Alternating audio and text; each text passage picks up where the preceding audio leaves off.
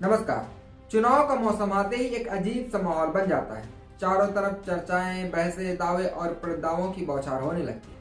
लेकिन सबसे ज्यादा दिलचस्प होता है कि मतदान के बाद का समय, जब नतीजे आने से पहले न्यूज चैनल के एग्जिट पोल की भविष्यवाणियां सुर्खियों में छा जाती हैं और लगभग ये भी तय माना जाता है कि अब किसकी सरकार बनने वाली है। एग्जिट पोल सिर्फ आंकड़े नहीं होते, ये जनता की सोच, उनकी उम्मीदों और उनकी आशंकाओं को भी दर्शाते हैं।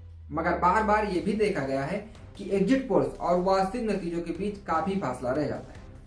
अब इस बार एग्जिट पोल में भारतीय जनता पार्टी की सरकार बनते हुए दिल्ली में दिखाया गया है। यह फासला सिर्फ गणितीय चूक का नहीं होता, बल्कि मानसिकता और जनमानस की उस जटिल परत का भी होता है जिसे समझ पाना हर बार आसान नहीं होता है। अगर हम दिल्ली चुनाव की बात करें, जब अरविंद केजरीवाल नए नए चुनावी राजनीति में उतरे थे, 2013 का दिल्ली का चुनाव राजनीति में भूचाल लाने वाला था। अन्ना आंदोलन के बाद बनी आम आदमी पार्टी चुनावी अखाड़े में उतरी थी। एग्जिट पोल की माने तो बीजेपी सबसे बड़ी पार्टी बनने वाली थी। किसी ने भी आम आदमी पार्टी को इतनी गंभीरता से नहीं लिया था। एग्जिट पोल की गणनाओं ने यह नहीं भापा था कि जनता के दिमाग में क्या चल रहा है। लेकिन नतीजे आए और भारतीय जनता पार्टी को 32 सीटें मिली। दिल्ली ने सबको चौंका दिया। फिर भी बीजेपी को बहुमत नहीं मिला, क्योंकि दिल्ली में 70 सीटें और बहुमत के लिए 35 सीटें चाहिए। आम आदमी पार्टी को 28 सीटें मिली थी, जो कि एक धमाकेदार जीत थी। कांग्रेस का बहुत बुरा हाल था। 15 सालों की सत्ता खोने के बाद कांग्रेस मात्र 8 सीटों पर सिमट गई। यही से यह साफ हो गया था कि परंपरागत एग्जिट पोल एजेंसियां जनता की बदलती मानसिकता को पकड़ने में बिल्कुल असफल नहीं है, वैसे ही जैसे इस बार के लोकसभा चुनाव के 2024 में हुआ था। सभी न्यूज एजेंसियां भारतीय जनता पार्टी को 400 सीटें प्लस दे रही थी, लेकिन सीटें कितनी आई? 240। मनोवैज्ञानिक दृष्टि से देखा जाए तो लोग बदलाव की चाह में थे, लेकिन चुनाव सिर्फ सर्वेक्षण में अपनी वास्तविकता भावना व्यक्त करने से हिचक रहे थे चुनावी दल। एक नए दल को समर्थन देना एक साहसिक कदम था 2013 में, जिसे बहुत से लोगों ने मतदान केंद्र के अंदर ही तय कर लिया था। यह वही सैंपल ऑफ साइलेंस था, जिसमें लोग बहुमत के दबाव में अपने असली विचार खुलकर नहीं बता रहे थे। और लगभग ऐसा हर चुनाव में होता है कि लोग ये नहीं बताते किस पार्टी को वोट देखे हैं। हाँ, अपने मुद्दे जरूर बता देते हैं। चुनाव आया 2015 का चुनाव लोकतांत्रिक इतिहास में एक असाधारण घटना थी।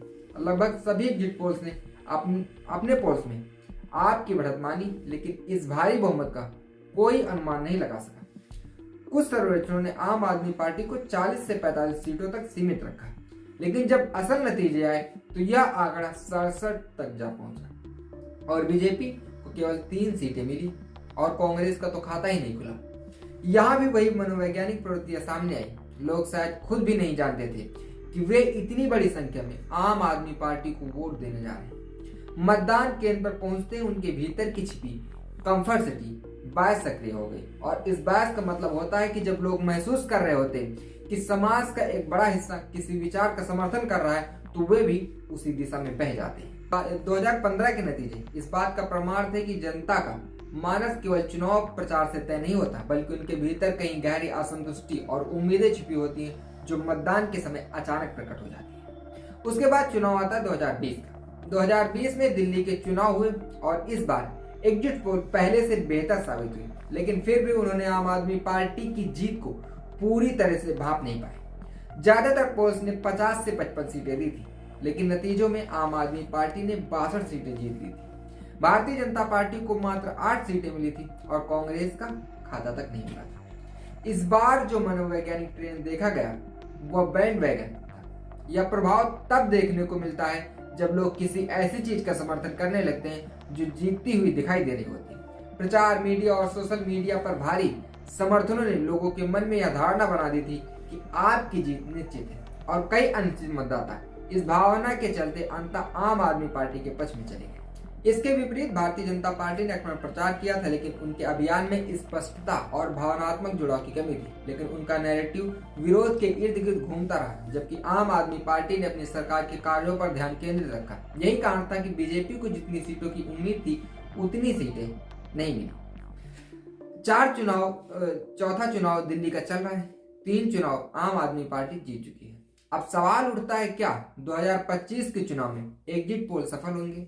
मनोवैज्ञानिक रूप से देखें तो एग्जिट पोल में सटीकता लाने के लिए जरूरी होता है कि वे पारंपरिक सर्वेक्षण विधियों को आगे बढ़ाकर मानववैज्ञानिक और चुनावी वातावरण को बेहतर तरीके से समझे और उन्हें यह समझना होगा कि लोग हमेशा सच नहीं बोलते, उनके मन में कुछ और रहता है और वोट कहीं और दे के आते हैं। मतदान से पहले लोग क्या कहते हैं और असल में किसे वोट डालते हैं, इसमें बहुत ज्यादा अंतर होता है।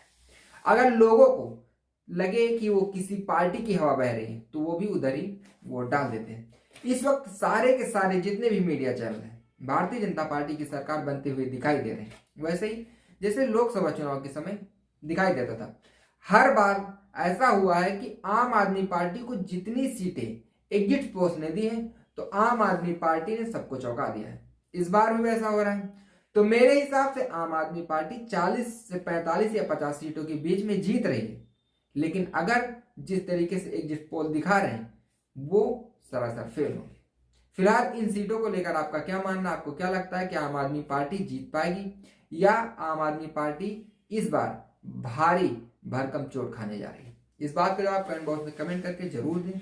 देखते रहिए हालचाल। जय हिंद।